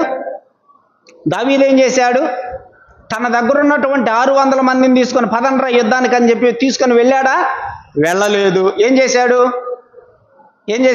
అది ఇప్పుడు మనం ఇక్కడ చదువుతుంది. యెహోవా యొద్ద విచారణ చేశాడు. విచారణ ఏమని చేశాడు చూడండి. నేను వెళ్ళి ఈ ఫిలిష్తీయులను హతము చెయ్యమంటావా అని యెహోవా యొద్ద విచారణ చేశాను. అది దేవునిని అడగటం. నన్ను వెళ్ళమంటావా, ఉండమంటావా, దానిని విచారణ అంటారు. సహాయం కోసం అడిగేది ప్రార్థన. దేవా నేను ఇప్పుడు యుద్ధానికి వెళ్తున్నాను, నాకు జయమియ్యి అని అడిగేదేమో ప్రార్థన. వెళ్ళమంటావా వద్దా అని అడిగేదేమో విచారణ. అది దేవుని సన్నిధిలో విచారణ చేస్తున్నాడు దావీదు. నన్ను వెళ్ళమంటావా వద్దా? దేవుడు ఏమన్నాడు విచారణ చేస్తే? నీవు వెళ్ళి ఫిలిష్తీయులను హతము చేసి కెయిలాను రక్షించమని దావీదును సెలవిచ్చను. అంతలోకి జనులు అంటారు, అయ్యా మాకు చాలా భయంగా ఉందంటే మళ్ళీ ఏం చేశాడు చూడండి 4వ వచనం. దావీదు మరలా యెహోవా యొద్ద విచారణ చేసెను. మళ్ళీ వెళ్ళి అడిగాడు, అయ్యా నువ్వేం వెళ్ళమంటున్నావు, వీళ్ళేమో భయపడుతున్నారు, మరి ఏంది నన్ను వెళ్ళమంటావా? మళ్ళీ వెళ్ళి విచారణ చేశాడు. దేవునిని అడగటం, నన్ను వెళ్ళమంటావా వద్దా అని అడగటాన్ని ఏమంటారు? విచారణ. దావీదు అంటున్నాడు 34వ కీర్తనలో, యెహోవా యొద్ద విచారణ చేయి. నీకు భయాలు వచ్చినాయా, నీకు శ్రమలు వచ్చినాయా, నీకు ఆపదలు వచ్చినాయా, దేవుని దగ్గరికి వెళ్ళి విచారణ చేయి. ఏమని? అయ్యా నాకు భయాలు వచ్చినాయి, నాకు శ్రమలు వచ్చినాయి, ఆపదలు వచ్చినాయి, ఎందుకు వచ్చినాయి? దేవుణ్ణి అడుగు, విచారణ చేయి. ఇలాంటి పరిస్థితుల్లో నన్ను ఏం చేయమంటావు? విచారణ చేయి. దానిని విచారణ అంటారు. ఎందుకు వచ్చాయో, దేవుడు ఎందుకు అనుమతిచ్చాడో వీటిని, ఇలాంటి పరిస్థితుల్లో నువ్వేం చేయాలో దేవుని యొద్ద విచారణ చెయ్యి. సమూయేలు 2వ గ్రంథం, సమూయేలు 2వ గ్రంథంలో కూడా సౌలు చనిపోయిన తర్వాత ఇక దావీదును తరిమే వాళ్ళు ఇంకెవరు లేరు. ఇక సౌలు చచ్చిపోయాడు కదా, ఇక నేను నేరుగా నా దేశంలోకి వెళ్ళిపోతానని నేరుగా ఫిలిష్తీయుల దేశంలో నుంచి కనాను దేశంలోకి వెళ్ళాలా, ఇశ్రాయేలీల దేశంలోకి వెళ్ళాలా. 2వ అధ్యాయం 1వ వచనం చూడండి. ఇది జరిగిన తరువాత యోధా పట్టణములలోనికి నేను పోవుదునా అని దావీదు యెహోవా యొద్ద విచారణ చెయ్యగా. ఏం చేశాడు ఇక్కడ? దావీదు ప్రార్థన చేశాడా, విచారణ చేశాడా? విచారణ. అది ఆ పదం పట్టుకోండి. సౌలు చనిపోయాడు. సౌలు చనిపోయిన తర్వాత ఇక మనల్ని తరిమేవాడు లేడు కదా, చచ్చిపోయాడు కదా, ఇక మనం నేరుగా వెళ్ళిపోవచ్చు అని చెప్పి వీళ్ళందరినీ తీసుకొని దావీదు వెళ్ళిపోవాలా. దేవుని దగ్గరికి వెళ్ళి అడిగాడు, అయ్యా సౌలు చచ్చిపోయాడు, ఇప్పుడు నన్ను వెళ్ళమంటావా ఉండమంటావా? ఎక్కడే వెళ్ళమంటావా ఉండమంటావా? విచారణ చేశాడు. దేవుడు ఏం చెబుతాడు అని విచారణ చేస్తే దేవుడు ఏమన్నాడు? పోవచ్చు అని యెహోవా అతనికి సెలవిచ్చెను. మళ్ళీ చూడండి, నేను పోవలసిన స్థలమేది అని దావీదు మనవి చెయ్యగా మళ్ళీ అడుగుతున్నాడు, మళ్ళీ విచారణ చేస్తున్నాడు. నన్ను ఎక్కడికి పోమంటావు? హెబ్రోనుకు వెళ్ళు. కాబట్టి మొదటి మాట మనం జ్ఞాపకం చేసుకుంటున్నాం ప్రియులారా, దేవుని యొద్ద విచారణ చెయ్యాలి. భయాలు వస్తున్నాయా? భయాలను కలుగు చేసే పరిస్థితులు వస్తున్నాయా? దేవుడా ఎందుకు అనుమతించేవి ఇవి? ఈ శ్రమలు ఎందుకు వచ్చినాయి నాకు? ఈ ఆపదలు ఎందుకు వచ్చినాయి నాకు? ఎందుకు వచ్చినాయి? అడుగు, విచారణ చెయ్యి. నంబర్ 1 విచారణ చెయ్యాలి. అమ్మా అయ్యా విచారణ చెయ్యాలి. దావీదు విచారణ చేసేవాడు దేవుని సన్నిధిలో. దేవుణ్ణి అడిగేవాడు, నన్ను ఏం చేయమంటావు ఇలాంటి పరిస్థితుల్లో? వెళ్ళమంటావా, ఉండమంటావా, ఆగమంటావా? దానిని విచారణ అంటారు. విచారణ చేసేటువంటి వారంగా మనం ఉండాలి. ఎందుకు వచ్చింది ఈ పరిస్థితి? కారణం ఏంటి? దేవా చెప్పవా, నాకు చెప్పవా? నన్ను ఇలాంటి పరిస్థితుల్లో నన్ను ఏం చేయమంటావు? ఇలా చేయమని నా మనసులో ఆలోచన కలిగింది, మరి ఇలా చేయమంటావో వద్దా? విచారణ చేయాలి దేవుని సన్నిధిలో. నంబర్ 1. రెండవది 34వ కీర్తన చూడండి. రెండవదిగా మనం ఏం చేయాలో రెండవ మాట చెప్పాడు. 34వ కీర్తన 8వ చరణం చూడండి. యెహోవా ఉత్తముడని రుచి చూచి తెలుసుకోండి, ఆయనను ఆశ్రయించు నరుడు ధన్యుడు. రెండవదిగా ఆయన యొద్ద విచారణ చేయాలి. రెండవదిగా ఆయనను ఏం చేయాలి? మనం ఆశ్రయించాలి. నీకున్న పరిస్థితులలో ప్రభు దగ్గర విచారణ చేసి నీ సహాయం కొరకు, నీకు ఆ పరిస్థితుల్లో సహాయం కొరకు ఆయనను ఆశ్రయించు. రెండవది, ఆయనను ఆశ్రయించు నరుడు ధన్యుడు.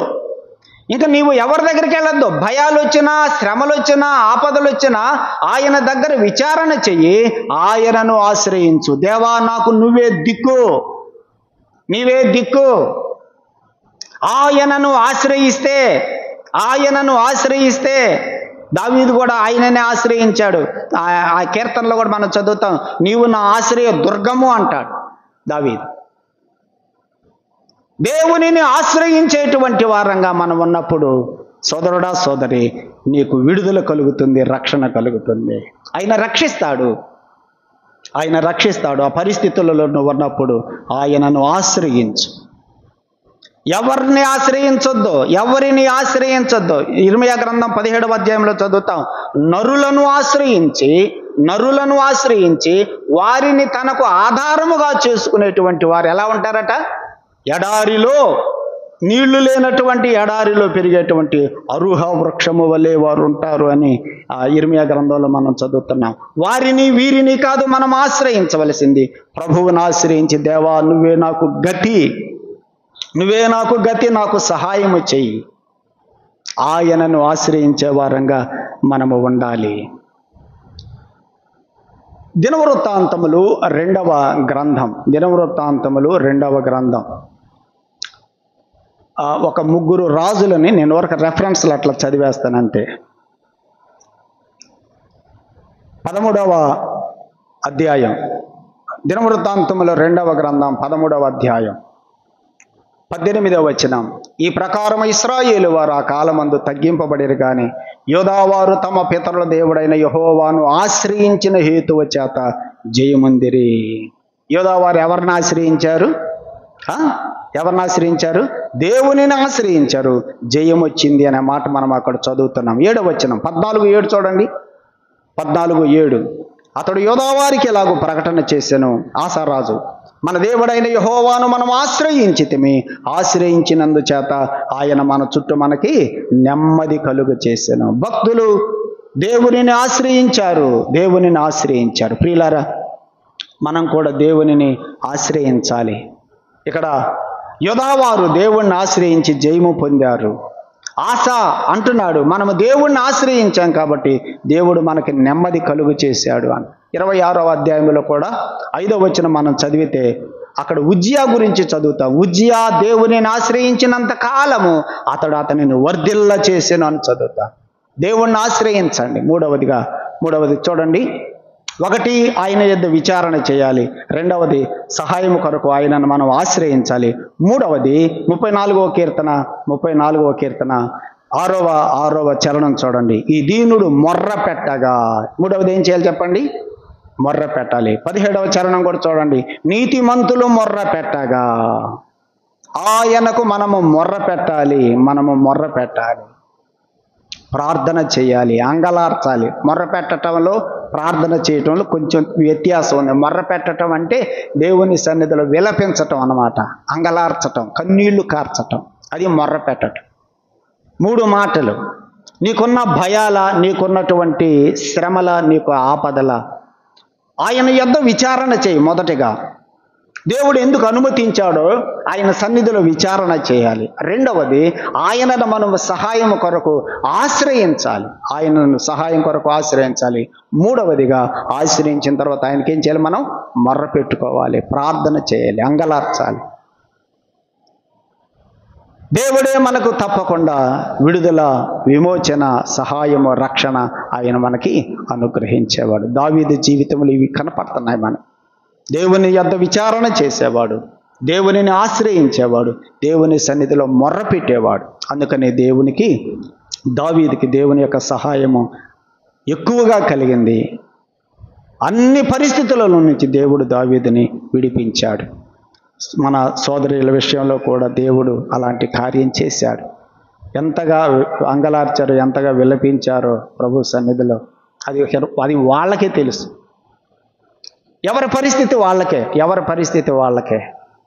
దేవుని సన్నిధిలో విలపించుటను బట్టి దేవుడు తన కార్యాలను వారి జీవితాల్లో జరిగించి మరలా పూర్వపు స్థితి, అంటే మరలా దేవుని సన్నిధికి వచ్చి దేవునిని ఆరాధించేటువంటి ఆ స్థితిని దేవుడు ఇద్దరికీ కూడా దయచేశాడు. ప్రియులారా, మనందరం కూడా ఒకటి మాత్రం గుర్తుపెట్టుకోవాలి. దేవుని సన్నిధిలో విచారణ చేయటం మనం నేర్చుకోవాలి. జరిగినది నా వలననే జరిగింది అన్నాడు దేవుడు. నేను ఇప్పుడు ఎందుకు ఆ పని చేశానో మీకు ఇప్పుడు అది తెలియదు. ఒకవేళ తెలియజేయచ్చు కూడా మనకి. దేవుడు అడిగితే తప్పకుండా చేస్తాడు, కానీ మీరు తర్వాత తెలుసుకుంటారు అన్నాడు 13:7 యోహాను సువార్త. నేను ఇప్పుడు చేయున్నది మీకు ఇప్పుడు తెలియదు, మీరు తర్వాత తెలుసుకుంటారు. కనుక కొన్నిసార్లు మనకి పరిస్థితులు ఎందుకు ఇలా విషమంగా దేవుడు అనుమతించాడు. ఆయన అనుమతించిందే ఇది. ఆయన అనుమతించకపోతే జరగదు. జరిగినది నా వలననే జరిగాను అన్నాడు కదా. జరిగినది నా వలననే జరిగాను. ఎందుకు జరిగిందో దేవుడు మనకు తప్పకుండా తెలియచేస్తాడు కూడా. ఆయన మన మేలు కొరకే జరిగిస్తాడు ఏదైనా కదా. కాబట్టి ప్రియులారా, మనము విచారణ చేసేటువంటి వారంగా, విచారించటం కాదు, దిగులు పట్టం కాదు, విచారణ చేయాలి, ఆయనను ఆశ్రయించాలి. ఆయన సన్నిధిలో మనం మొర్ర పెట్టుకున్నప్పుడు దేవుడు తప్పకుండా సహాయం చేస్తాడు. ఆ సోదరుల విషయంలో దేవుడు అలాంటి కార్యం చేసిన ప్రభువుని మనం స్తుతిద్దాం. అలాగే మనందరం కూడా భవిష్యత్తులో ఇంతటితో భవిష్యత్తులో రావచ్చు కదా. ఆపదలు ఎన్ని ఆపదలు వచ్చినాయో పౌలు రాశాడు కదా లిస్టు కదా. ఎన్ని ఆపదలు వచ్చినాయి, 1, 2, ఒక దాంట్లో పోతే ఇంకొకటి పోతే ఇంకొకటి, ఎన్నో. అయితే వాటన్నిటిలో నుంచి ఆయన మనల్ని విడిపిస్తాడు. మనం నమ్మకంగా ప్రభువుని ఆశ్రయించి ఆయనకు మొర్ర పెట్టుకునే వారంగా ఉందాం. ప్రార్థన చేద్దాం. మహిమ కలిగిన మా దేవా, పరిశుద్ధుడు అయిన మా ప్రియ తండ్రి, నీ వాక్యమును మేము జ్ఞాపకం చేసుకున్నాం. నీ పిల్లలమైన మా జీవితాలలో భయాలు, శ్రమలు, ఆపదలు తప్పక వస్తాయి. అయితే వాటన్నింటిలో నుంచి మమ్మల్ని నీ దూత ద్వారా విడిపించే దేవుడవు, రక్షించే దేవుడవు. అయినా కొన్నిసార్లు మాకు అపాయాలు జరుగుతున్నాయి, గాయాలు తగులుతున్నాయి, దెబ్బలు మీరు అనుమతిస్తున్నారు. ఎందుకో ప్రభువా దేవా, నీవు తెలియచేసే దేవుడు. నేను ఇప్పుడు చేయనది మీకు తెలియదు, కానీ తర్వాత నువ్వు తెలుసుకుంటావు. జరిగినది నా వలననే జరిగాను అన్నారు మీరు. ప్రభువా దేవా, కొన్నిసార్లు మాకు అనుమతిస్తున్నావు. ఎందుకో నీ సన్నిధిలో విచారణ చేసినప్పుడు నువ్వు మాకు తెలియచేస్తావు. నిన్ను ఆశ్రయించే వారంగా, నీ సన్నిధిలో మొర్ర పెట్టుకునేటువంటి వారంగా మమ్మలను బలపరచుమని ప్రార్థన చేస్తున్నా. సహాయం చేయండి. మీ దాసురాలు బాలాను బట్టి మీకు స్తోత్రాలు చెల్లిస్తున్నాం. తను ఎంతగా కుమిలిపోయిందో మాకు తెలుసు. ఆరాధనకు రావాలి అనే ఆశ, మరలా ఆ స్థితిని మీరు ఇచ్చారు. మరణమును మాత్రం నువ్వు తప్పించావు ప్రభా. మరణము వరకు నువ్వు అనుమతించలేదు, కానీ గాయముల వరకు అనుమతించావు. ఎందుకో మాకు తెలియదు, కానీ ప్రభా మరి మీ చిత్తమును బట్టి మీ బిడ్డల జీవితాల్లో మీరు అవి అనుమతించారు. మరలా మీ బిడ్డలు మీ సన్నిధికి వచ్చి మిమ్మల్ని ఆరాధించే కృపిచ్చారు. వారి శేష జీవితం, ముందున్న కాలమును మీ నామ మహిమ కొరకై వారు జీవించటానికి వారిని దీవించి బలపరచండి. అలాగే చేరువచ్చిన సంఘము, కొంతమంది బంధువులు కూడా వచ్చారు, కొంతమంది స్నేహితులు కూడా వచ్చారు. దేవా, వాక్యం విన్నారు.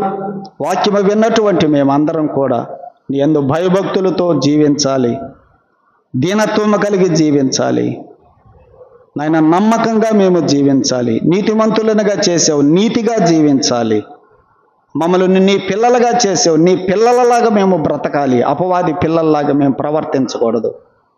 నీ భక్తులలాగా మేము జీవించాలి. అలాంటి కృప మాకందరికీ కూడా దయచేయమని మహిమ ఘనత ప్రభావాలు మీకే చెల్లిస్తూ మరి వెంకట్రావు బాబు రక్షణ కోసం కూడా ప్రార్థన చేస్తున్నాం. ప్రవళిక యొక్క ప్రసవం కొరకు ప్రార్థన చేస్తున్నాం. ప్రసన్న యొక్క గర్భఫలము కొరకు ప్రార్థన చేస్తున్నాం. మరి విశేషంగా వారందరూ సంపూర్ణంగా రక్షించబడి రక్షణ ఆనందముతో మీలో ఆనందించే కృప దయచేయమని ప్రార్థన చేస్తున్నాం. సంఘమును కూడా దీవించమని మహిమ ఘనత ప్రభావాలు మీకే చెల్లిస్తూ మీ ప్రియకుమారుడు రక్షకుడు ప్రభు యేసుక్రీస్తు నామమున కృతజ్ఞతాస్తుతులు చెల్లించి వేడుకొనుచున్నాము తండ్రి. ఆమేన్.